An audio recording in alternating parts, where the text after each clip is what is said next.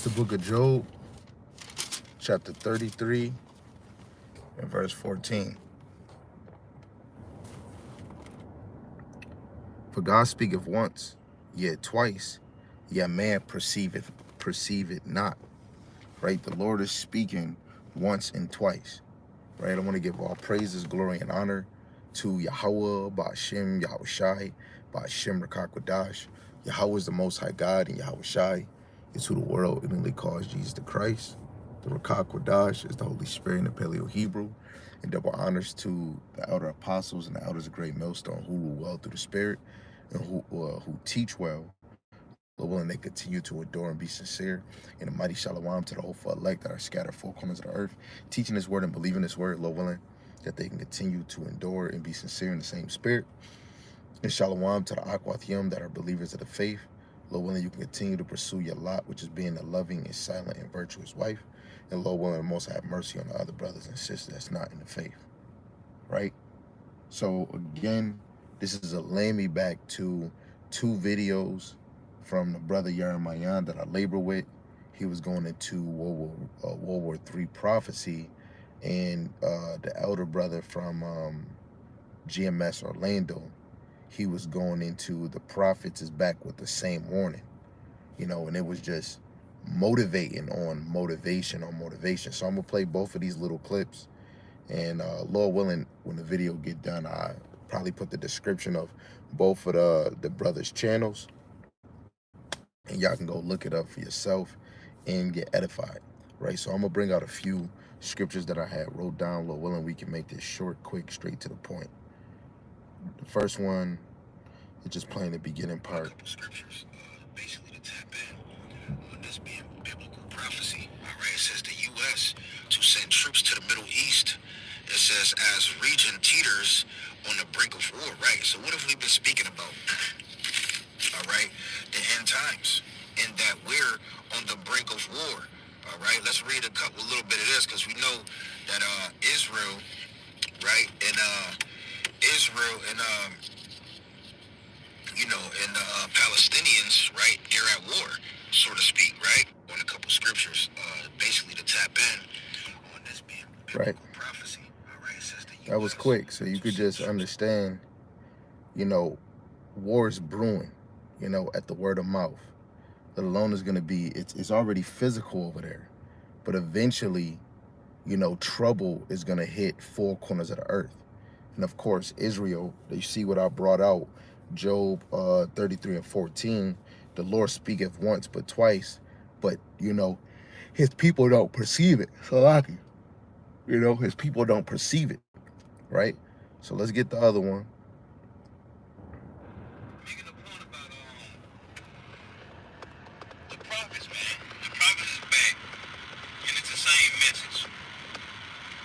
And as I was reading in Matthew 16, as I was quoting, Yahushua said, a wicked and adulterous generation seek about the sign, but there shall no sign be given unto it but the sign of prophet Jonah. Because the prophets are back, man. And I was reading Daniel, and I was making the point that the so-called white man has increased his knowledge on the left-hand side, but he got a cap on it. Their knowledge will only be increased to the limit of them creating the missiles and perfecting the missiles to go to their destination, which is to destroy America and to destroy the land of Israel. So that's the perfection of the missiles. That's the knowledge. That's the highest of the knowledge of the Lord. Making a point about right. The prophets, man. The prophets is back. And a lot of people might not believe it, because that gift of faith, everybody don't have it. Everybody is not builded up in faith to believe that the prophets is back on the earth. Some people will say it, but it's just a word of mouth. With action, we will move different, and I seen myself, I was slacking in the beginning of my walk, but when you start really knowing that this is real and this is true, you start moving in a different motion. Your vibration, your focus is way different, right? So you about to jump into this. We about to jump into this, which is Hebrews chapter 1 and verse 1. Right?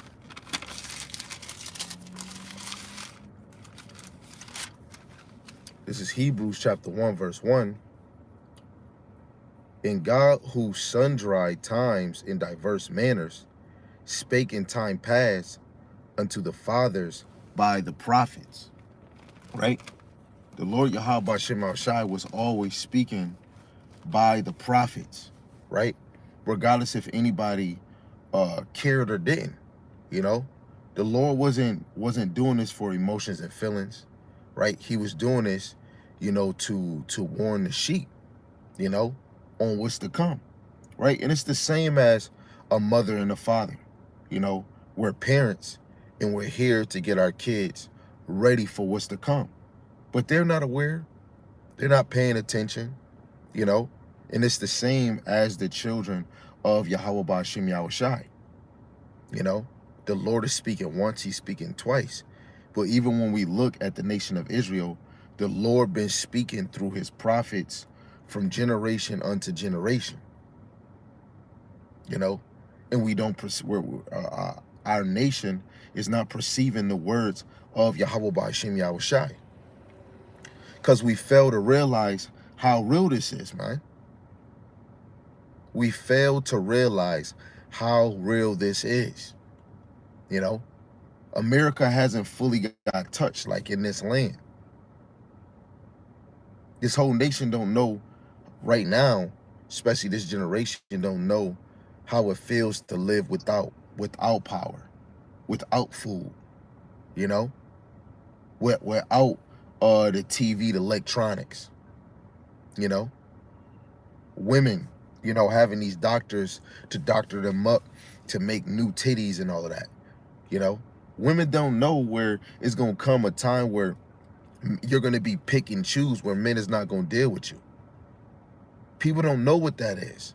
A lot of us don't even know what it looks like to see death all around you. A lot of us don't know what it looks like to eat our damn children, which what happened in our past, man. We was eating our damn children, man. Eating them like a nice bowl of soup, chicken stock, what do you call it, beef stew. We was eating our kids, man. So let's get another one. Let me read that again. Hebrews 1 and 1. God, who at sundry times in diverse manners spake in time past unto the fathers by the prophets. Right? Let me get another classic of classics. Right? Because you have to know throughout all the scriptures, even if some scriptures don't have every prophet, every person that the Lord was using for a divine message, you know. But in time past, before your father's father, it was prophets on the earth, right? Even in the time of Adam, right? This is 1 Samuel chapter 9, verse 9.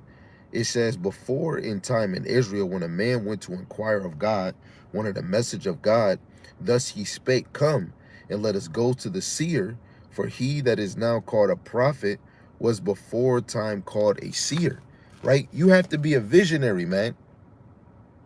Even you women, for a woman to be a prophetess dealing with kids or other women, you know, if it ever come across, you know, and that will happen.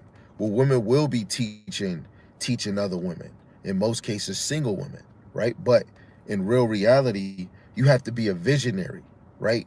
Women, you might not be prophesying and teaching like men, but you have to visualize the things that's in the scripture, or be learning under the foot of men like Mary did, you know, Martha's sister.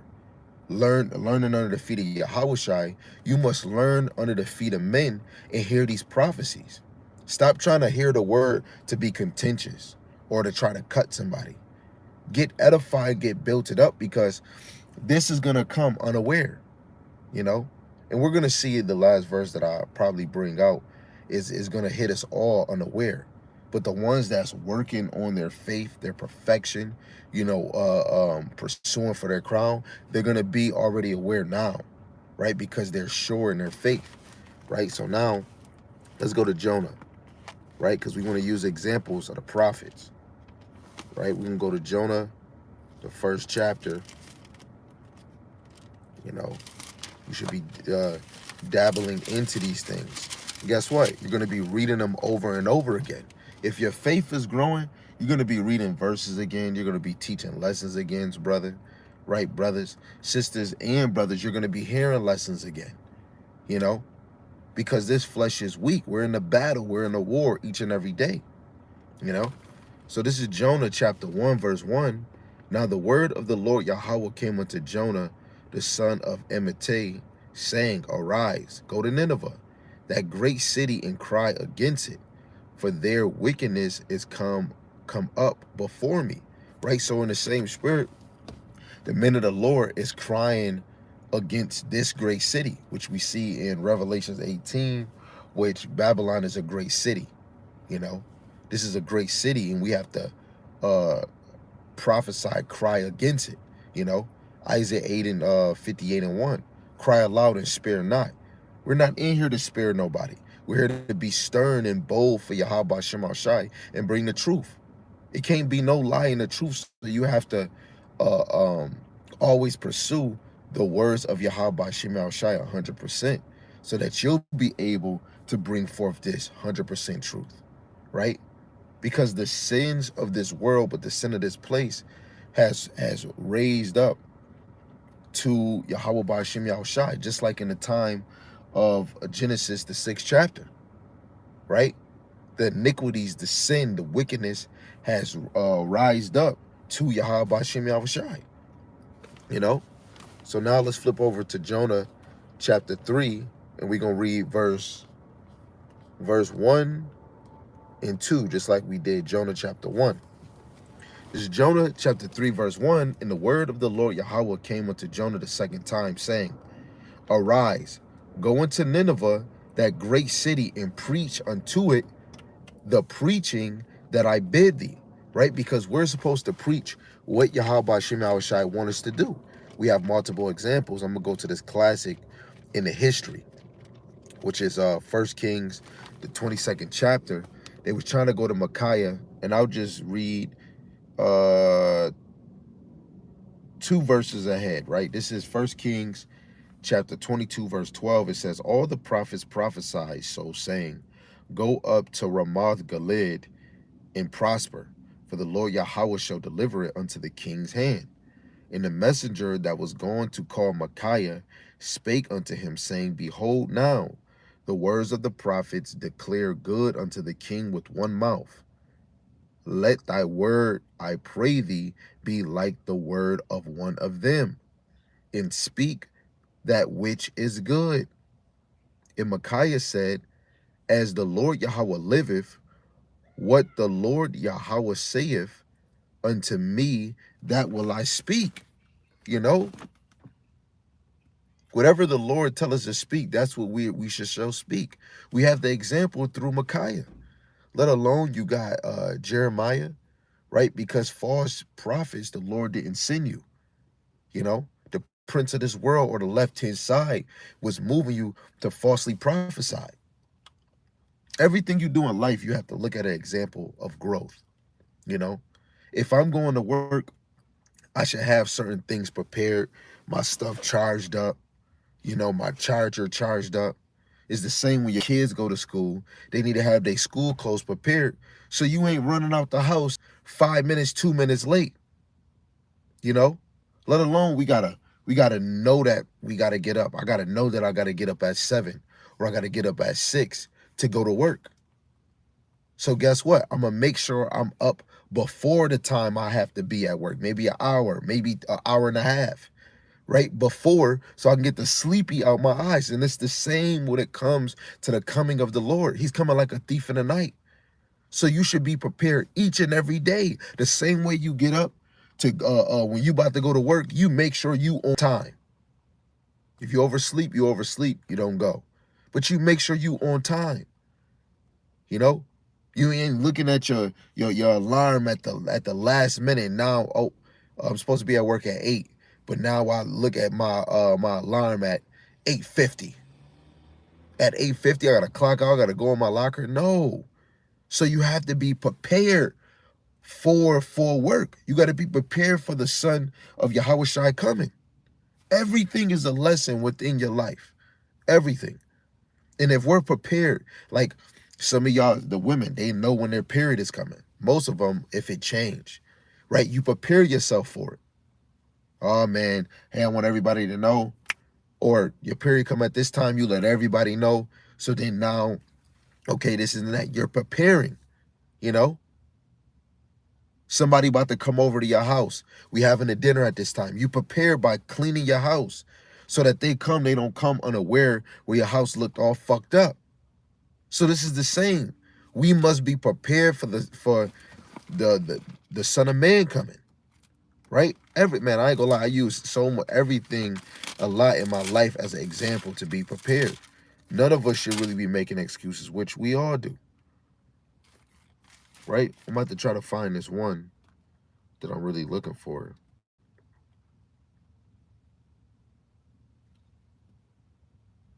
Okay, this is 2 Peter chapter 3, verse 10. But the day of the Lord Yahweh Shema Shai will come as a thief in the night, in the which the heavens shall pass away with a great noise, and the elements shall melt with fervent heat, and the earth also and the works that are therein shall be burnt up. Job 33:14, the Lord speak of once and twice. Every time a lesson came out, that was the Lord. We talking about brothers bringing forth 100% truth through the Rakakwadash. You've been warned that time, that time, that time. You have no excuses. It's the same, and I'm using these other examples, right? Because we can't make no excuse. We know that our kids is going to school. If you have a job, you know you have a job. So if you work at 8 in the morning or 9 in the morning or 6 in the morning, you're going to make sure that you take your butt to bed or prepare yourself to lay your butt down. Now me, sometimes I might stay up when I get out of work. I want peace and quiet, but I'm going to stay up and do my own thing so it's no interruptions. Nobody about none of these other things, so that if I get 4 hours of sleep, I'm going to still wake up on time. But if I start entertaining other things and a lot, it might mess up my sleep. So I prepare myself for me staying up till 1 o'clock, knowing, okay, 2, 3, 4, 5, 6, I might get up at 6 or I might get up at 7 to have a good enough amount of sleep, even though it's still not enough. But I'm analyzing my time so I can be prepared to get up, because I don't want to be late. I don't want to be too tired. So if I am too tired, I'm going to get up, do some jogging or throw some hot water on my face. If I know my kids is getting up, say if it was me, just as an example, what I used to do for my daughter, taking her to her school, when my daughter used to had to go to school at like 7:30, I would get up at 6:30, you know, and I'm already tired. I know that I'm tired, right? But knowing how she is, she might be draggy aggy. So I'm gonna wake her up, get her motivated, so that if she walking away from me, she's up and motivated. So there's no excuses. You know, it's the same thing when it comes to Yahushua. We've been warned. He's gonna come like a thief in the night. So you want to have your spirit and your mental ready, you know, so that the Lord can send a Rakakwadash and you physically be moving in motion. A lot of us is not really paying attention. A lot, oh, I'm afraid, I don't want to hear of war. I don't want to hear of these things, right? But guess what? We seeing tornadoes, right? Storms all the way across the United States right now, and in other places, war and bomb. But you lucky wherever you at, you're not getting hit with a storm. You should be preparing yourself, because something can happen even the worse for us over here and over here. Now, I'm praying that more destruction happen to this place in the United States and all over the world. I want you Jakes that's not even caring to be butthurt. I want you to lose stuff, right? Because the true children is going to take these little signs and start coming in the faith. But then you're going to have some that's going to ask for the Lord in that time. Things ease out, and then they go right back to their vomit. We don't want that. That's why right now, this is a mercy for a lot of us right now. You know, mercy.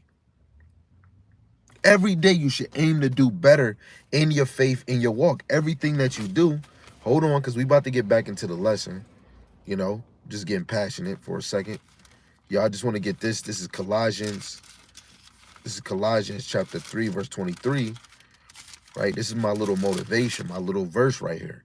It says, and whatsoever ye do, do it heartily as to the Lord Yahweh Shema Shai, not unto men, right? Everything that we do.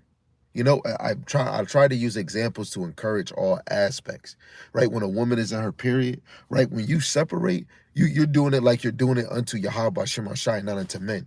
And even if you separate, you're meditating, you're thinking on the Lord. You're not thinking, oh man, this is terrible. You're trying to do it the best that you can to fill yourself up, right? It's the same as work. I'm angry. I'm tired of working for these mother suckers. But then I'm always thinking, yo, I'm doing it for Yahweh Shema Shai.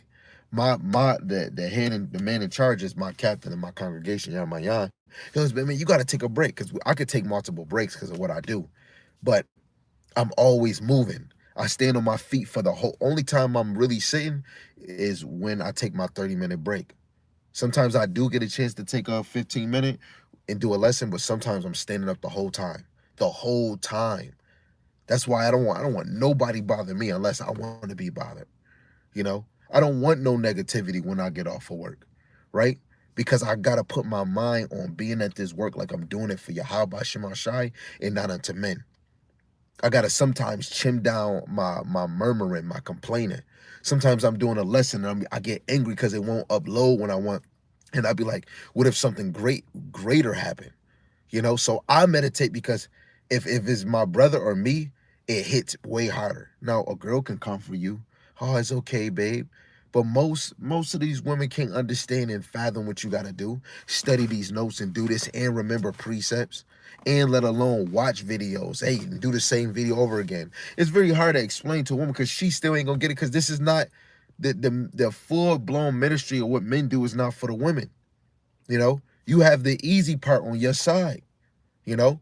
But when it comes to really preparing for the Lord Yahweh Bashim Shai, both of us in this world, men and women, we get that by hearing this word, reading this word, meditating on verse. And you got to do this daily, you know, daily, daily.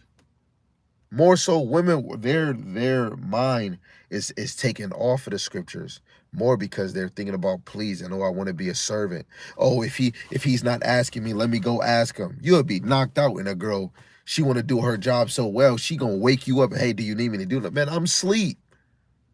I didn't call and ask for nothing, you know. But in the same, it just shows that, you know, a man, most of us men that come to this, the Lord is drawing you to hear the word and read and teach. Because guess what?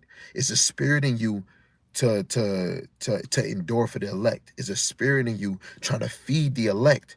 Every man and child, every single sister out here, every brother that's dealing with something, each lesson is valid. You know, if the lesson don't sin, Yahweh Bashim Al Shai didn't want it to happen. If the Lord don't got you meditating on a lesson, it wasn't meant to happen. But every lesson you have to think that it is very high valuable. This is why we have these, because this was high valuable for every captivity of our lifetime. Jeremiah 28 verse 7 and 8. It says, nevertheless, hear thou now this word that I speak in thy ears, and in the ears of all the people, right? So even I need to hear it. Sometimes when I'm hearing these lessons, I have to hear it. Even when I'm about to do a lesson, I got to call to the Lord to allow his Rakak Dash to move in me, because I don't want it to be in me. I don't want to lead people away from the Lord, and I don't want to do this for vainglory. I don't want to do this for popularity. I want to feed the sheep. I want to feed them to the best of my ability. If it's 1, 2, 5, 6, if it was 1,000, right? But I want to feed. I don't want to be a entertainer, but I want to. This is a show. Welcome to another show of prophesying, early in the morning after work. I want to be a spectacle for the Lord, right? And for men and women, for the angels, man. We wanna be worthy in the eyes of Yahweh Bashim Yahushai, that Yahweh Bashim Yahushai sent another angel to watch over you. Every time I do a lesson, I watch a lesson, I feel like my facial hair grow. Before this, man, I didn't have it. I used to always think of that. I'm thinking every lesson, every video, every prayer, the kingdom, man. Every time I learn something new, even if I learned it on a deeper level, I feel like I'm getting my crown. I'm getting more wisdom add on to this. But guess it's more sorrow. The more wisdom you get, more knowledge you get, it's more sorrow. You don't like this place. In the beginning, I used to always say, man, love, I don't even be crying. And I be seeing you. Now the Lord be allowing me to cry certain times. It's because I can feel it's more when I see my brother go through something. It could be something he going through. He tell me, I get pissed off, man. You know, if a brother don't got certain things that I might not, that I have in my household, certain things I might not want my wives to be doing, because it'd make me mad. You over here nitty nitty, and he got these problems, man. Is you thinking about my brother over there? Is you thinking about that sister? You know, but that's just the spirit of the elect wants to be with their power. The spirit of the elect want Israel to get it. The spirit of the elect is tired of niggas, man. You know, this is why the prophets is back doing the same warnings, man. Verse 8, it says, the prophets that have been before me and before thee of old prophesy both against many countries, against great kingdoms, of war, and of evil, and of pestilence.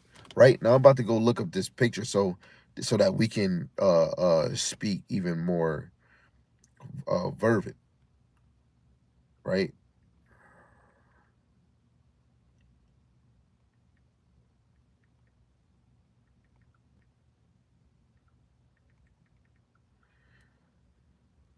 Let's see if they give me what I want. Okay. So it says, the prophets which prophesied of peace, when the word of the prophet shall come to pass, then shall the prophet be known, right? Because when you're prophesying, the whole thing is for it to come to pass. That's how you know that was a prophet that was sent. If it don't come to pass, she wasn't sent. And of evil and of pestilence. So when you go to the Egypt captivity, right, which was prophesied in Genesis the 15th chapter, verse 13, I believe, and you can go in the book of Exodus. It was the Lord brought Moses and Aaron, right? But they already heard before getting into Egypt. You had Abraham, you had Isaac and Jacob. They was hearing this word of future events, right? You had the Cushite of Mesopotamia in the book of Judges, right? It was prophets, and it was judges, but it was prophets prophesying in that time too. In the Moab captivity, right, for 18 years, that's in the book of Judges. The Canaanites captivity in the book of Judges, the 4th chapter. The Mediaites in the book of Judges, the 6th chapter, right? The Ammonites in the book of Judges, the tenth chapter, right? Somebody was prophesying, right? In the Philistines captivity, right, which was like about 40 years in Judges the 13th chapter, people was prophesying, right? Bring forth the word of the Lord, or repentance, righteousness, right? The Assyrian captivity, right? In the time of 722 BC to 720 BC, right? Second Kings, the third, the 15th chapter, the 17th chapter, and the 18th chapter, it was prophets prophesying, because under the kings, they had prophets. He had Nathaniel, he had Gad, Solomon. Solomon was even prophesying. Saul, the wicked Saul, before David, he was prophesying. Samuel was prophesying, right? You had the Assyrian, not the Edomite. That's a clerical error. I got a video on that. Um, he killed about 84 priests. It was people prophesying, man. Right? You had the Babylonian captivity, which was like 70 years. Jeremiah 25, 9 to 14, Jeremiah the 39th chapter. But all through Jeremiah, he was prophesying. Then he even had Baruch. The Lord sent the Baruch. The prophets was prophesying through 14 captivities. Babylon being a major, you can kind of count Assyria too, but not really. Persian and Medes, right? They was prophesying. Then you had Ezra and Nehemiah, those was prophets. Then Ezra started having dreams, fasting, had visual dreams of what Daniel seen and what John the Revelator before they came. Ezra, this is Lord willing, I get to do a video over the weekend. Ezra was able to see Yahushua on multiple occasions. But chapter 7, he goes deeply into Yahushua, the coming of Yahushua as a child and up. then the falling away of the word. And that actually happened, right? He had a vision of these things, and the angel was given the understanding through Yahweh Bashim Yahushai. That's a prophet, right? And he was prophesying against the destruction of the end times, or what's going to happen here, right? You had the Greeks' captivity. It was mighty men around that time, but it was people that were still talking about the prophecies of before. Guess what? Israel was hearing about that they was going to be in the hands of the Greeks. But guess what? In most of these captivities, they knew how long it was going to be or about the time it would end. But then right after end, they went rammed right into another one, the Roman captivity, which was prophesied in the time of Daniel. Even we have other prophecies that was in the law. Prophecies of Yahushai of strangers with a staggered tongue that's coming from fire that was going to fulfill certain examples in Daniel, which was Edomites, us coming all the way to America. You got to have faith to believe in this. And this is just me just expounding on verse 8 in Jeremiah 28. You had the Africans and the Arabs, right, around the 1500s when the Jays got created, Christianity, Constantine, all that other extra stuff, paganism grew real high, right? That damn Caesar Borgia picture. Then, the blacks, we was ruling in Europe, right? Ireland, the Dark Ages, right? It was prophets growing in these times, man, right? The Lord gave us enough books, but just imagine if we had all the collective books. A lot of y'all can't even fathom off of one book, let alone all the other ones. Even the things that Yahushua did is not even written down. The Lord gave us enough. America is prophesied in the scriptures in past tense, right, for this present, waiting for the future of prophecies, right? Starting with the MOTB, Jacob's trouble, in between the famine of the word, the World War III, the coming of Yahushua, getting crowned. We got so much stuff. Children getting beamed up, that was prophesied. Getting glorified bodies, that was prophesied. Things that's gonna happen after this fall. Us coming down, being hunters. Us building and establishing our kingdom. All those take place in these prophecies, man. So again, Jeremiah 28 verse 8, the prophets that have been before me and before thee of old prophesy both against many countries, against great kingdoms, of war, and of evil, and of pestilence. We just went through 14 captivities, and there's so many things that was prophesied that haven't even been fulfilled yet, man. Even future kingdom things haven't got fulfilled yet. Esau is the end of the world, and Jacob is the beginning that followeth. The elect is patiently waiting for that, man. Right? So let's go to this one.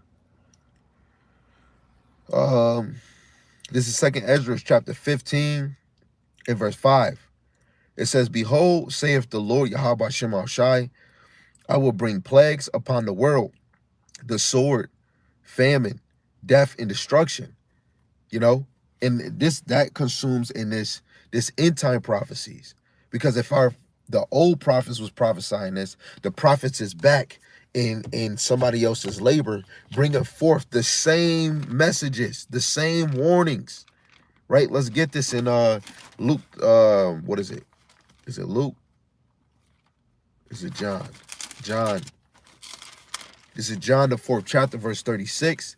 It says, And he that reapeth receiveth wages, and gathereth fruit unto life eternal, that both he that soweth and he that reapeth may rejoice together. And herein is that saying true, one soweth and another reapeth. I sent you to reap that whereon ye bestowed no labor. Other men labored, and ye are entered into ye are entered into their labors. Right? The men, these prophets that's back on today, the apostles, right? The evangelists, the bishops, right? All of them are in other men's labors. We're entered into other men's labors. So the ones that's entering in his labor, you're gonna have to do the same thing that they did. Let's get the classic of classics. In the NLT, Ecclesiastes 3 and 15. So if they entered into other men's labors, and I believe I did, Ecclesiastes 3 and 15, the NLT, it says, what is happening now has happened before.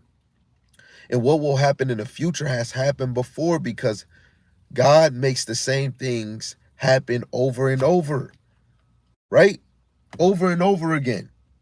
You're in the same cycle, but it might look better.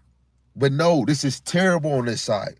But the same thing that happened to all these other captivities, they got broken down. They got conquered and taken. This captivity is going to be taken into dominion. Heaven goes into rulership. The rulership is going to be given to the righteous.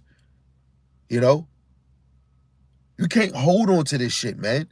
Because all them people that's in that tornado and flood, I don't care if you think Esau did it, it's all by Yahweh Shem Yahushai. If a city get nuked, it's all by Yahweh Shem Yahushai. You got to look at those things. What if it was you? Then what you gonna try to? You think that they gonna bless you? They said some of these people in these storms, Kamaimai talked about giving people $750. What is that gonna do for your whole house being messed up? Some of them people, that's 750 can't even pay for half of their rent. Some people got over 1,000. You gotta have insurance. Some of us, you buy rent, monthly rent. Let your house get flooded. I highly doubt you're gonna be able to get back in this mother sucker. We can't trust in these mother suckers, man. You want this to fall. You know? Your family members living all comfortable, they traveling all the way here, but they not even trying to travel in the scriptures. Travel to get on YouTube to hear prophecies, but travel on to listen to dumb Monica or Keisha Cole, Luther Vandross. Listen to Jamie Foxx, but not trying to listen to the Psalms of David. A lot of people close their ears from hearing Yahweh Shem Yahushai, man. Stiff neck and ear. It's not a beautiful song anymore. Matthew 24 and 7. For the nation shall rise against nation and kingdom against kingdom. And there shall be famines and pestilence and earthquakes in diverse places. Right? Didn't my brother Yarmayan talk about this? A couple scriptures. Basically, this region teeters on the brink of war, right? So what have we been speaking about? All right, the end times, and that we're on the brink of war. All right, let's read a little bit of this, because we know that Israel, right, and Israel and and the Palestinians, right, they're at war, so to speak, right? On a couple scriptures, they're at war. And what did we just read? Matthew 24 and 7.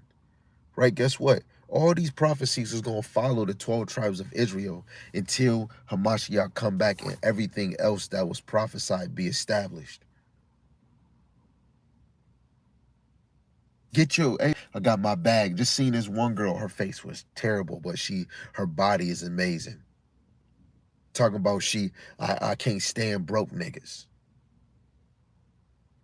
They got this new slang that girls call it. They call it brokey. If you ain't making over $100,000 a year, you're brokey. And you got niggas you walk past every day thinking they better than you. They've been selling drugs since you've been wearing tighty whities. And only probably got 10,000 in their pocket or 10,000 in their bank account. They're brokey. Even you sisters, you're brokey. It's going to be a huge shift, and I pray for it. Some of the children of Israel is going through it. But look, sometimes y'all got to a lot of us have to look, that is a warning. And sometimes that's judgment of the Lord. If you in this truth and you going through this tornado and this disaster, you have to look at it as judgment of Yahweh Shem Shai. He's trying to put the fear in you, man. Right? Let's get that. Let's get a precept on the fear of Yahweh Shem Shai. Right? Because, oh yeah, let me get another one too, because anybody that's going through that, you're going to get, the Lord is bringing you to a lower state, right? This is Sirach chapter 2. And I'm going to start at verse 3. The point is verse 4. It says, set thy heart aright and constantly adore. Make not haste in the time of trouble, right? It's a lot of jink going through trouble. Don't make no haste in the time of trouble, right? You have to take it in. That's why I just said, what if it was our city? My city, we get hit with snowstorms. I want a terrible snowstorm to come. And guess what? We got to take this in, man. Don't make no haste. A lot of us take off from day to day serving or seeking the Lord or thinking the Lord. Oh, we don't got no heat. Oh, I'm shivering and we complain. But guess what? We ain't even calling on Yahweh by Shem Yahweh Shai, because that right there could be a faith booster, man. You know? Verse 3, cleave unto him and depart not away, that thou mayest be increased at thy last end. You don't want to depart from the Lord in your best time or your worst time. Verse 4, whatsoever is brought upon thee, take cheerfully. All you nigga jakes and brothers and sisters that's in the so-called truth, if you connected a part to this tornado or any disaster wherever you at, take this cheerfully and think upon Yahweh Shem Al Shai. Isaiah 29:6, man. Those tempests is those tornadoes and those hurricanes, man. These storms is from the Lord. Take it cheerfully, baby. If I lose my job, take it cheerfully. Guess what? If open shop is still open, I can still pursue another job. But if shop closed and they push that MOTB, peace, don't want to be ya. But all of this is a test of your faith. Y'all niggas, a lot of us be thinking the elect ain't gonna be tried as gold. The scriptures tell you gonna be tried as gold. You think tried as gold is just having money in your pocket and everything is dandy, handy, and hot pockets? We talk about good hot pockets. But no, you're gonna go through shit. You might lose your money. You might lose your house, right? And then you might have to sleep on the street, because that's what that pilgrim state is, man. You know? When you at the bottom, when you gotta like, oh man, I don't got no money. I paid for the rent, but I don't got no money in my pocket. Those is the money you be like, thank you, Yahweh Shem Yahweh Shai. Because then you get to see, how do you act when you don't got a dollar in your pocket? Do you get angry? You know? Do you start cussing the Lord? Do you start, you know what, I'm gonna just take a break. I ain't gonna do no lesson. You know, the Lord is watching us, man. Whatsoever is brought upon thee, take cheerfully. Be patient when thou art changed to a lower state. All them people got houses. Seen this one family bolted their house down from the front and the back. A lot of us think we doing something great, but you just trying to tempt the Lord. That's the power. Yo, a sister said, Esau creating these storms. In some cases, yes, but guess what? Even so, that's still the Lord using them to do that. Right? And I say, yeah. But you go to this verse, it shows that it's the Lord that creates these storms and change the seasons. Blah, blah, blah. Keep it moving. Guess what? I blocked that sister faster than she can say hi and bye. The Lord is speaking once and twice. You niggas is going to get humble, man. Regardless if you don't got to take my word. I'm not the best teacher. I didn't start this truth, man. The Lord moved me around.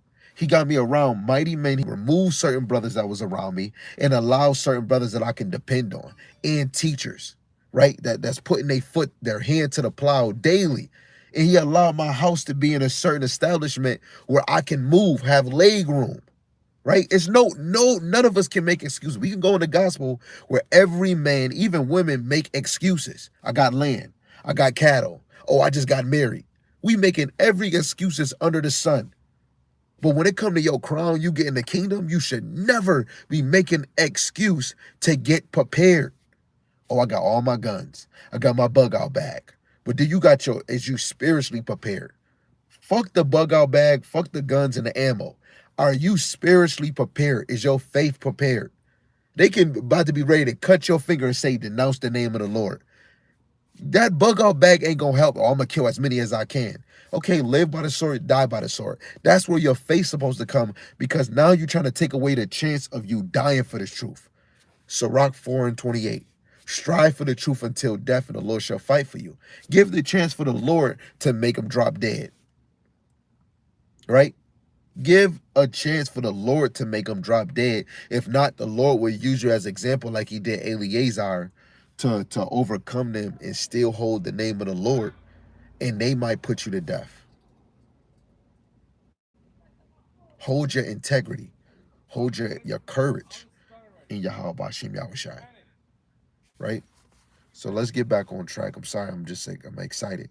So this is Acts chapter 3, verse 19, a classic of classics. Repent ye therefore and be converted, that your sins may be blotted out when the times of refreshing shall come from the presence of the Lord Yahweh Shem Yahushai. I'm going to look up that word converted. I mean, convert. I said converted. The word convert. Let's look it up. Let's look up converted. Strong's G 1994 Epistrefo. Epistrefo. It's stressful. Ep is stressful. Let me hear that one more time. Strong's G 1994 Epistrefo. Epistrefo. Epistrefo. Right? To convert is to turn to. To convert is to worship the true God. To cause to return, to bring back. To the love and obedience of God. To the love of the children. To love wisdom and righteousness. To turn to oneself, to turn oneself about, to turn back. Right? This is what we're being converted about. Turning back to Yahweh Shem Yahushai. To repent is to feel sorry for. When you pray, you're begging. So when you repent, you should be sorry for. And the more sorry you is, or the thought on your sin, or the wrong that you do in this flesh, is gonna drive you to change. It's the same as when you like, I like this outfit, but I don't like it. You already went outside, you wore it for 20 minutes, or you wore it during the daytime. You like nighttime, I'm about to step out, and then you go and change. You turn back to your house so you can, because how else you gonna change? You can go to the store, right? I'm using that's a very small example, right? But we wanna be changed. When you go to Romans chapter 12, verse 2, you don't want to be conformed to this world. So you have to convert from this world. You have to change your behaviors from this world. Literally allowing the Lord to change your thinking. When you read Romans chapter 12, verse 2 in the NLT, it goes into to allowing the Lord to change your thinking, right? So if we know that the Lord is going to bring destruction on through Esau and these nations and Yahushua physically himself, you want to be changed so you're not a part of that destruction. You're going to go through the trials and the fire. Didn't Azariah, Hananiah, and Mishael, the three wise men with Daniel, did they not go in the furnace? But did they get touched? No. But they had to go through that. You know, call on the Lord in your best moment and your worst moment. Because shit about to get worse. Brothers ain't going to be able to do lessons all the time. You know, it was moments when Israel got taken from Israel and they went into Babylon. They wasn't able to hear the prophet of Jeremiah no more. I told you guys. And he was telling the higher ups, man. I'm telling you, wicked niggas to turn, and they wouldn't do it. It's the same as Yahushua prophesying, and the 70, like the rest of the 70 left, but the 12 stayed, and one was a devil. Some people can't handle it because it's too overwhelming. Then you got where we at right now. It was people that was in this establishment before us, man. Now a lot of them left. But some of the ones that stay firm, they still here, and they're elders now. They're apostles, they're teachers, they're prophets, right? How long can you hold on to this thing, man? That's why you working on your faith. It's some women that was with some of these elders back then. Them women is not here anymore because the man fell off. They fell like a damn domino. Or the women was already going off and the men fell with them too. How far are you going to go in the distance? And you just came in 2 years, 3 years, 4 years, 5 years, 6 years, 7 years, 10 years. Can you go for 20? If we here for another 10, what if we here for another 30? Like my brother Yarmayan said, he said, don't have it on your mind that it's going to end tomorrow. You know, you hope and you pray for it, but you got to get yourself prepared. What if you're here for another 3? What if you're here for another 5? You know? Because then some people will lose that fire. You lose that passion because they're like, oh man, 2027 or 2030 or 2035 is gonna end, and then that date come and it don't end. Then you're gonna be blaming these prophets. Guess what? We're prophesying. It's going to come. However order is gonna come, the feminine word is gonna come. The MOTB, that physical mark is gonna come. People saying it's spiritual. I'm waiting to see that, because if it's spiritual, we already got the mark. We already got it, you know? And if that's the case, that means all of us is gonna die. Because it says in Revelations 14, 9 and 10, if you take it in verse 11, you're gonna die in that brimstone. You're gonna die. You're gonna be dead. So why niggas ain't dead then if we already took this mark? And if we spiritually took it, how the hell am I buying and selling through the spirit? How am I buying and selling through sin if we already got the mark? I didn't buy this car with sin. I'm not selling crack no more. I'm not doing the things that I was doing that was totally off to buy this car, man. So that we got to reevaluate that when we say a sin or a spiritual. This is a physical mark through the technology that Yahweh Shemashah have given these people, man. Prophecies is going to speak, you know. Repent. This is Ezekiel 2 and 7. And thou shalt speak my words unto them, whether they will hear or whether they will forbear. For they are most rebellious. Guess what? We got to teach regardless if you care or not. Speak to the wind. Brothers got to speak to the wind. If they don't want to listen, oh well, I'm going to speak to the wind. You know? Most of the time, some people don't want to listen to you, man. So you just speak to the wind. I'm trying to find that one too. 17.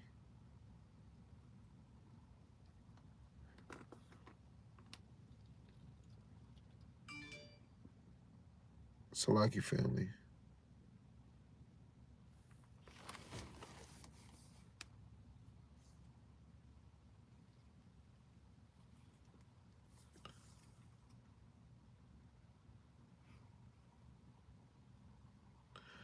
I'm trying to be precise and on point. Okay? I'm trying to be I'm trying to be precise. This is Ezekiel 37 and 9. You know, because this goes into the dry bones. Right? So do I want to read the first verse? Okay, I'll read verse 9.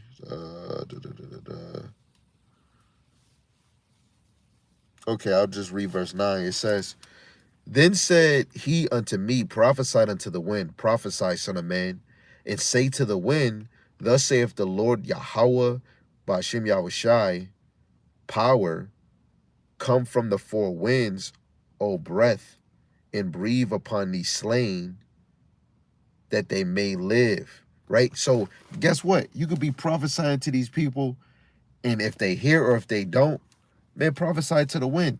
In most cases, some of us is, you know, speaking to the phone. I see all these workers. I'm not about to get on, hey, yo, brother, come here to work.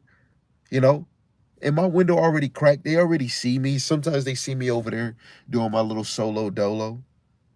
If the spirit don't draw them to move, you be at work and you just chilling. I see other people with stones, you know, with these things. This is a Ephraimite joint, onyx. And I see people with these joints, I don't never hear them say anything. But when me or my brother wearing it at work, or we just wearing it, yeah, I'll see people ask. And then my brother be like, no, it's because it's the glow on us. And it's not just only this, it's the attraction of this glow. But even outside, you got, sometimes we'll be at the, like when brothers is at the gym or we doing something, people will say, yo, is you Hebrew Israelites? We not even wearing our garment or our fringes on to know. It could just be a glow. The Lord will send people. Somebody could see you on YouTube and you don't even know. You be, yo, I see you on YouTube. And you be like, oh, snap, I'm surprised that you even saw my video. The Lord will bring the sheep unto you. Just prophesy. That's why even more the Lord gave us this unicorn slash the web. You know, this is the web. This is a net. Just like when the disciples was fishers, the Lord said, I'm gonna make you fishers of men. They was using a net to get those fish. We're using the World Wide Web, you know, in two ways: a spider web, a web, but a net. We're using a net to bring you in. But we're using the unicorn, which is the internet, to bring the sheep of Yahweh Shemashai. Even you false teachers, or you contentious as Negroes, right? This internet is bringing you contentious spirit niggas too, so that you can have something to talk about. It's a ex NFL player. He retired, I guess, from the NFL. Now multiple people, he's going around different Hebrew Israelite camps to prophesy in front of them, man. Say we ain't speaking the gospel. We don't even believe in Jesus. You speaking about somebody else. This is how you know your knowledge is not firm enough. Yes, my Bible say Jesus, but when you get firm on knowing the language before it got translated was Hebrew, so what was his name before? It was Yahweh Shai. His father name was Yahweh, because even in the time of Moses, they wasn't speaking English. So when you start to humble yourself, not be prideful, be patient, the Lord is going to deal with you, and then you're going to start asking questions. So if we wasn't speaking English back then, when Moses got the name of the Lord, what was his name? It was Yahweh, Paleo Hebrew. We see on Yahweh Shai cross, it was written in Hebrew, Latin, and Greek. Those was the most popular language at that time. First being Hebrew, right? Second being Greek. Because of the Greek captivity, the Hellenization was pushed all over the world in that time. And then Latin, because Romans spoke Latin. You got to be hungry for this, man, because the Lord is coming and he's not sparing nobody, right? The Lord is going to plead with all flesh, and he's not sparing. He's not a respective person. Any one of you 2/3 have been marked. And if you don't give a damn about this, the Lord is going to destroy you like it was just popping a pimple. Y'all just like what is it, Matthew 16? Y'all can tell the signs of the weather, but you can't even tell the signs of the time. Everybody wants to see the trick. Everybody want to see a sign just to believe. Let a brother show you a sign. You still gonna be stiff-necked and rebellious and not cleave to it. That's why the Lord was telling his prophets, you know, regardless if they hear or forbear, but for they are most rebellious. Genesis chapter 18, verse 20 and 21, it says, the Lord Yahweh said, because the cry of Sodom and Gomorrah is great, and because their sin is very grievous, I will go down now and see whether they have done altogether according to the cry of it, which is come unto me, and if not, I will know. Right? It was three angels. One angel was Majelic, which was Yahushai, and he was looking over Sodom and Gomorrah. And when you look at it through the spirit, you know, the same destruction that happened there is going to happen here. That was more spiritual because the powers that be, the angels, they created the fire and brimstone through the elements. Everything you see, the trees, the air, the freaking the dirt, you know, the firmament, the clouds, all of that was made from elements. And they made the elements, and that made the fire and brimstone. And so the Lord gave Esau the ability on the left-hand side to make nukes with elements. You know, that's why when they drop down on this place and other places, it brings forth fire and brimstone, right? So you got to know the same cries and wickedness and iniquities is going up to the Lord at that time is doing the same for this one. The Lord is watching the sinful kingdom, and he's doing it daily. The Lord's eye is going to and fro in the earth. This is Revelation chapter 8, Revelation chapter 11, verse 8. And their bodies shall lie in the street of the great city, which is America, which spiritually is called Sodom and Egypt, where also our Lord was crucified. Now, Sodom, because of the LGB Sweet 2 community that they push on this side, is the same as that's that ancient spirit that's being active in America, and they try to push it in other countries.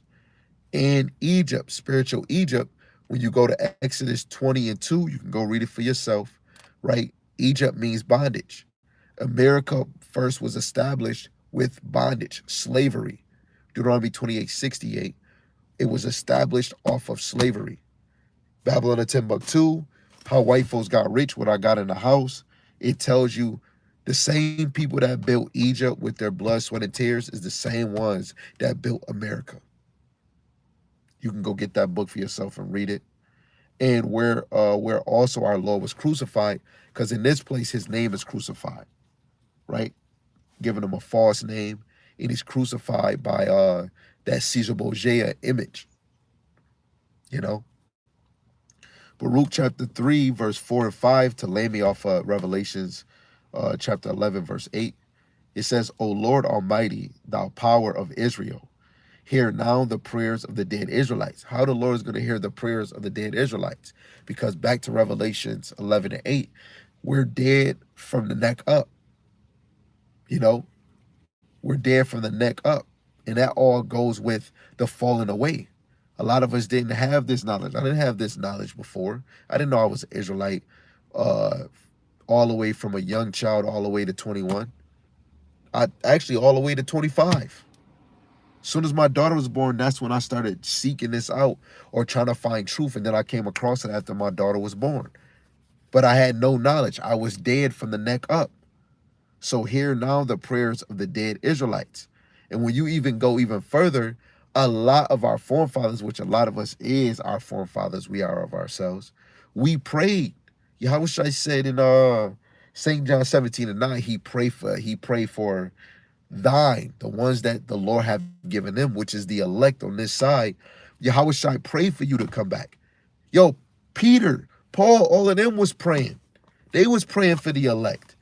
That's why you even see in 2 Peter chapter 2, verse 10, they endure all things for the elect's sake.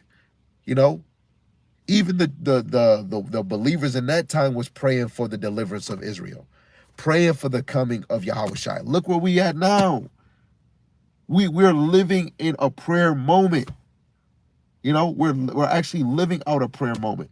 We're living out that fulfillment of somebody praying that the Allah, oh Lord, please allow the elect to get it. Please allow your children to grow and to believe. And guess what? Only a remnant, only a elect is going to grow in this. Guess what? Those prayers is being answered now. Each and every one of us that came in this, somebody prayed for you to get in this before you came here, before they came here, before they came here. That's how fire this is, man. You've been prayed to come in this, man. And any one of y'all that's not in this thing, you wasn't prayed for because you're not of that number. That's where your heart should drop like you on a roller coaster. Oh, shoot. Damn.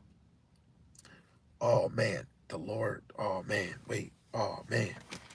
Let me get this side precept and I'm going to read that again. This is 1 Thessalonians chapter 5. In verse 17, it says, pray without ceasing. In everything give thanks, for this is the will of God and Hamashiach Yahushua concerning you. Right? You got to, in everything give thanks. Give thanks that you in this ministry because the Lord seen that you are faithful. The same thing he told Paul. 1 Timothy chapter 1, verse 12. He enabled you in this faith because he's seen that you were faithful. Right now, you should be stuck on every day. We should be happy and thankful for the Lord because somebody prayed for you to get in this. And then you look around, other Israelites is not in this because they might not be of that flock. Maybe they might get it later on.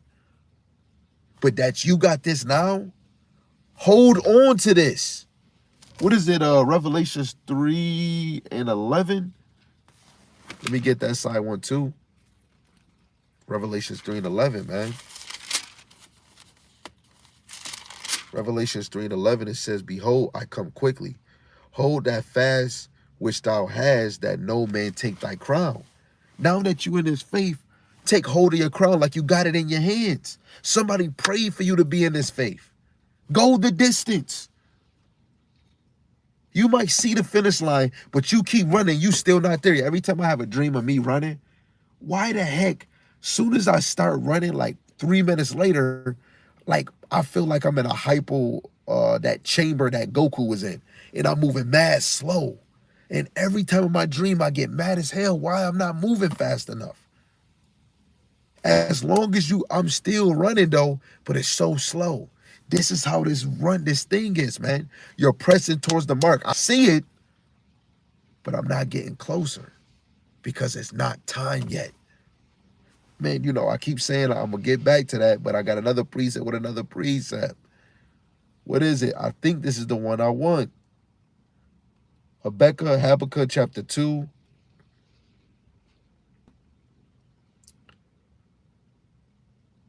verse 3, it says, this vision is for a future time. It describes the end. It will be fulfilled. If it seems slow in coming, wait patiently, for it will surely take place. It will not be delayed. Okay, hold on. Wait a second. Wait a minute. That just gave us confirmation right there. Let's read it again, but let's go into GNT. We want all angles. Habakkuk chapter 2 and verse 3. Put it in writing because it is not yet time for it to come true. Put it in writing because it's not time for it to come true. Put it in writing because it's not time for it to come true. But the time is coming quickly, and what I show you will come true. It may seem slow in coming, but wait for it. It will certainly take place. It will not be delayed, right? It's not the time for these things to fully happen. But know for your faith that is going to happen. Baruch 3 and 4 again. O Lord Almighty, thou power of Israel, hear now the prayers of the dead Israelites and of their children which have sinned before thee, and not hearken unto the voice of their power, for the which cause these plagues cleave unto us. What's the voice of the Lord? Right? Let me go to the beginning. Hebrews chapter 1, verse 1. God, who at sundry times in diverse manners spake in time past unto the fathers by the prophets. It's the Lord speaking through the prophets. Don't it say in Jeremiah, the word the word of the Lord came unto me. That was the Lord, man, speaking through him. Even these writings, 2 Peter chapter 1, verse 19 to 21. It was all the Lord. Baruch chapter 4, verse 5, remember not the iniquities of our forefathers, but think upon thy power in thy name now at this time. Right? Because when you go to all these other captivities, we remember who we were. This captivity, we didn't know who we was because it was a great falling away. Now we got it. And I read all those 14 captivities, but the last one, we coming back to it, man. Baruch 2 and 30, in the land of our captivity, we shall remember who we are by the names. 2nd Esdras 2 and 7, our names was removed from off the earth. We're remembering our name. We're remembering the Lord and his son's name, Yahweh Shai. Right? This captivity, we're getting it back. May said, welcome back. That's what the elect, the angels, welcome back. Don't they say that the angels rejoice when one sinner repenteth? All of us, angels was clapping that you came in this thing, man. And now they're watching you, man. Know you're being watched, man. Revelation chapter 18, verse 5. For her sins have reached unto heaven, and God have remembered her iniquities. This is talking about Babylon. Her sins is reaching the heavens right now. Verse 6, reward her even as she rewarded you, and double unto her double according to her works. In the cup which she hath filled, fill to her double. Right? This is why we're praying and calling on the Lord to bring double unto this place. Because what they have done to Yahweh Shem Shai's children, the Lord is putting it in us to pray for those things to be double. You know, you want people to lose their job. All these people cashing their check, all these women stripping, all these OnlyFans, all these sports players, the TV, everybody playing the game all day, but not even reading. Niggas is putting away from this work just because of a girl. You got brothers saying, I'm gonna try to perfect having all these, I'm trying to perfect dealing with women so I can have mad women on this side, you know, and do it lawful, but not even trying to labor with the men of the Lord. Not even trying to sharpen up, not trying to be under leadership. Yo, I hope anybody with any type of mindset that's taking you away from shining your light, being around this light, right? I hope you have moments where you are afraid. I hope you have a moment where you get afraid.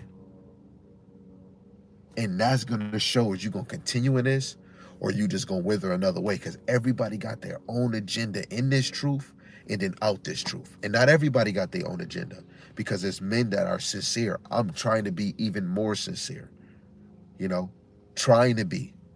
That's why I'm always around my brother, my laboring Akim brothers.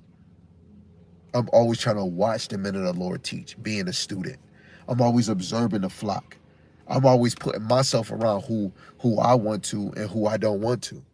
I'm always ordering myself and ordering my household. I'm trying to make sure that I'm a man so that my household and my kids can see me as a man. No woman about to have power over me.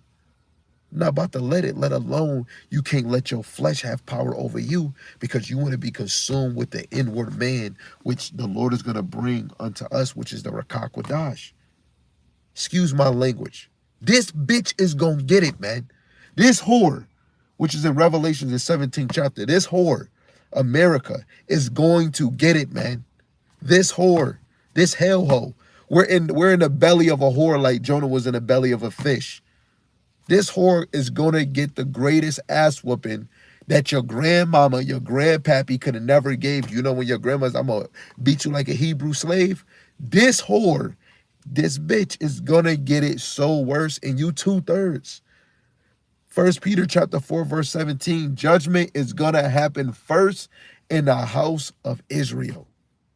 In the tabernacles of David, the 12 tribes, judgment is gonna happen to the 12 tribes first.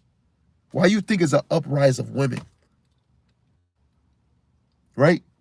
Women this, women that. I'm a boss, I don't need a man. Guess what? All you women that say that, be more precise. If you don't need a man, go make your own damn dollar. You don't need a man, go make your own bank account. If you don't need a man, go get the product to make your own makeup.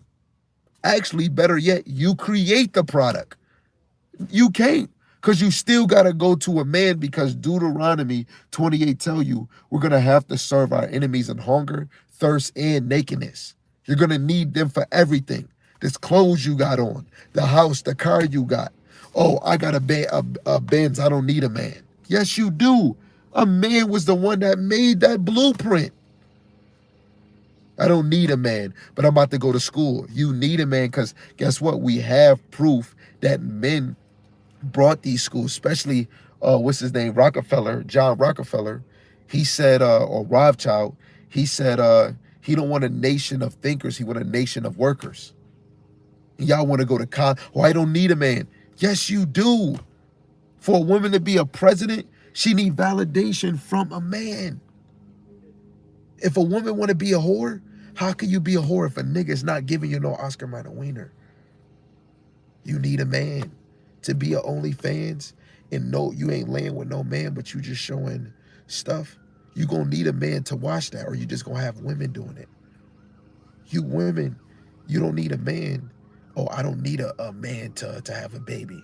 Okay, what if those men say they not about to jerk off anymore and sell their sperm? How you gonna have a baby, Sway? I'm gonna put 2 eggs together. 2 eggs make an omelet. Help me to help you. You know? You don't need a man, but the man is the one that pushed and created the tampon. Like you might say a woman did this. No, all things that's under the power of Esau, it was made through them, man. Who forced us to do cotton? Esau, a man. This is his kingdom. Guess what? Kingship. Don't you know even those Edomite or all these other nations that's in power, they can't do nothing unless a man allowed them in that position. Women, you need the man. This is why when this shit hit off, I want the worst for you 2/3 mother suckers and the ones that skicky on their belief. I want this to happen, man. I want it. I want it. And guess what? This is a double whammy for me. If I start to lose faith, I can eat my words and it smack me double time. A lot of y'all got to know what y'all signed up for, man. It consists of faith. So this is my last precept. This is 2nd Ezra chapter 2, verse 16. Not verse. This is 2nd Ezra chapter 16, verse 18 to 20. In the Good News Translation, it says, troubles will come and many people will groan. Troubles will come. Good morning. Prophet Doug, good morning from the U.S., New Jersey. Oh, shalom, shalom. It says troubles will come and many people will groan. Famine will come and many will die. Wars will come and the world powers will tremble. This is why you want it even more. Because the world power is the ones that's really pushed by Ephesians 6 and 12. You know, we wrestle not against blood and flesh, but against principalities at high places. They're moved by the left side, especially the higher elites. They are the hierarchy on this side of living, right? By the left side of Yahweh Shem Yahushai. They're gonna tremble. They're gonna tremble when these wars, like especially when America get touched, Israel, disasters will come and everyone will be terrified. I want that. It's already in the scriptures. I want it so I can already see it. Right? Disasters will come and everyone will be terrified. What will people do when these disasters come? This is a question. What do you do? What will you do? You know, when people say, what's up, Sway? What are you going to do when these disasters come, Sway? What you're going to do when you are burning? What you going to do, man? Oh, I'm going to get my bug out back. I'm going to go here. I'm going to get off the grid. You think thou sayest. Wait, hold on. Let me get a precept. And I know Samuel Waller will bring this out.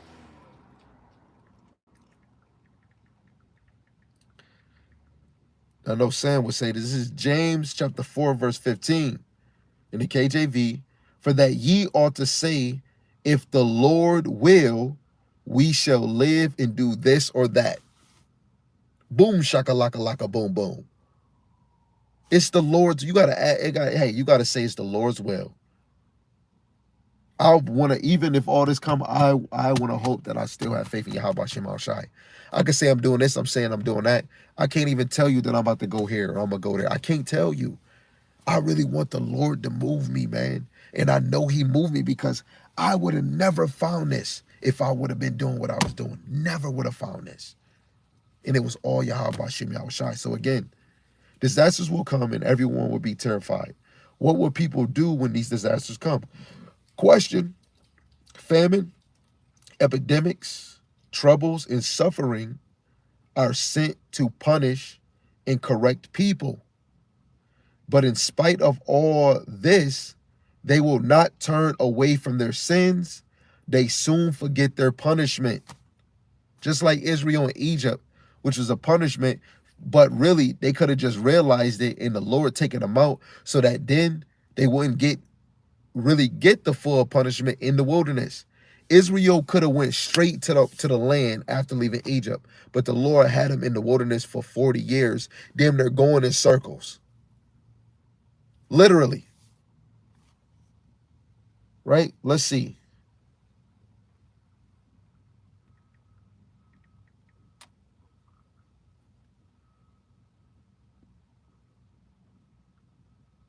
I want to see if they're going to give me the map image. Is this it? Oh, you son of a whistle. Oh, okay. Exodus route. Okay, crossing the Red Sea. I'm trying to find it. I want to make sure.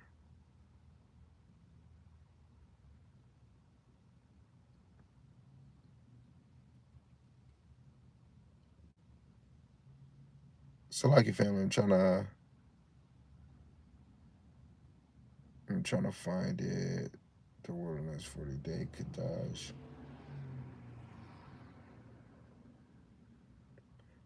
I think this is it right here.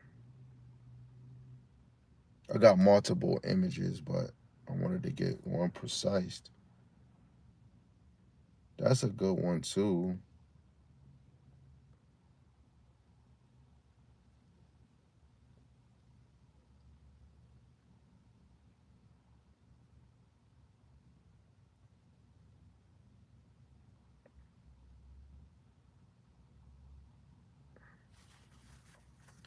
It's kind of hard for y'all to really see it, man.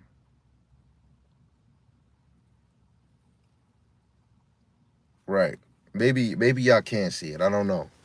Right. When you just look at this, just accumulate us getting out of Egypt out here, the Red Sea right here. And when you look at the travel line all the way through here, but this is all the wilderness. And we could have went straight up. Bing, bing, pop, pop. What about a bing, bang? But no, the Lord had us take a huge detour. You know, Jake was complaining. We saying 40 years. 40 years in the wilderness, man.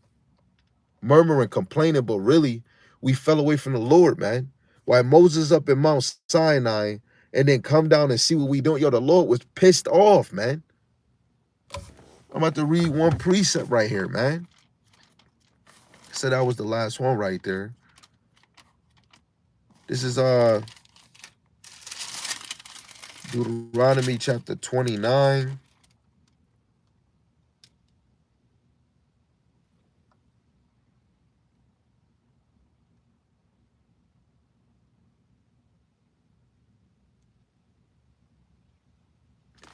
I'm gonna start at verse.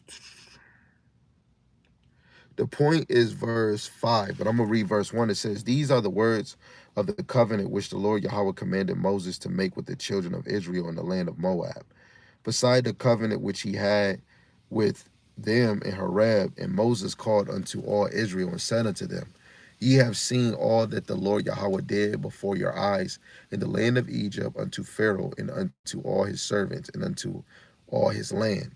The great temptation which thy eyes have seen, the signs and those great miracles. Yet the Lord Yahweh have not given you an heart to perceive, and eyes to see, and ears to hear unto this day. And I have led you 40 years in the wilderness. Your clothes are not waxen old upon you, and thy shoes is not waxen old upon thy feet." Right? We was in the wilderness for 40 years, man. 40, not 40 days. It said 40 years. 40 years, man. And we seen all those greatness, but that was all, for us to be where we at now. The Lord closed your ears just to bring forth where we at right now. And we read Ecclesiastes 3 and 15. It's going to happen again, where right now, people are saying, oh, they're giving more credit to Esau and the nations. As soon as you give them a verse about Yahweh, they want to brush it away. Let all these storms go away. Everybody going to go right back to their vomit, like nothing ever happened. I want worse to come, man. Lord willing, this is edifying. Those two brothers, Yarmayan and the elder brother, the elder king from GMS Orlando, he had two lessons. The prophet says back with the same warning. Lord willing, you was edified, but Lord willing, you see the warning. When you drive and you see the stop sign, you're warned to stop. You see the light, it was green, now it's yellow, caution, and then red. That's a warning. You keep being late to work, they said, I'm giving you, this is your warning. Then you got a second one, then a third one, you're suspended. We got warnings. We got human warnings around us everywhere we go, every corner, every street. But you got spiritual warnings you had before you got here, before America was the way it was. You had warnings from the Lord. Faith was here longer than your great-great-grandmother was here. Repentance was here. Righteousness was here. The angels was here. Wickedness was here. Righteousness was here before you was here. The things that you cannot see is more eternal. You know, the left-hand side of Yahweh and the right-hand side of Yahweh. The worst is about to happen. All of us is not about to stay comfortable for year after year. Prophecy is going to come to pass. If we're living in America, Israel scattered four corners of the earth, that was prophesied. Believe in this, grow in the fear of Yahweh Hashem Yahushai. Lord willing, again, this was edifying to the hopeful elect. Right? Till next time, all praises to Yahweh, Ba'ashem Yahushai, Ba'ashem Rakakwadash, and double honors to the elder apostles and the elders, a great millstone who will well through the Spirit, teaching His word and believing His word. Lord willing, they continue to endure and be sincere. And a mighty shalom to the hopeful elect that are scattered four corners of the earth, teaching the word in the same spirit. Lord willing, they can endure and be sincere. And shalom to the Akwathiyam that are believers of the faith and the truth. Lord willing, you can continue to pursue your lot, which is being a loving and silent and virtuous wife. And Lord willing, the Most High have mercy on the other brothers and sisters that's not in the faith. And with that, shalom.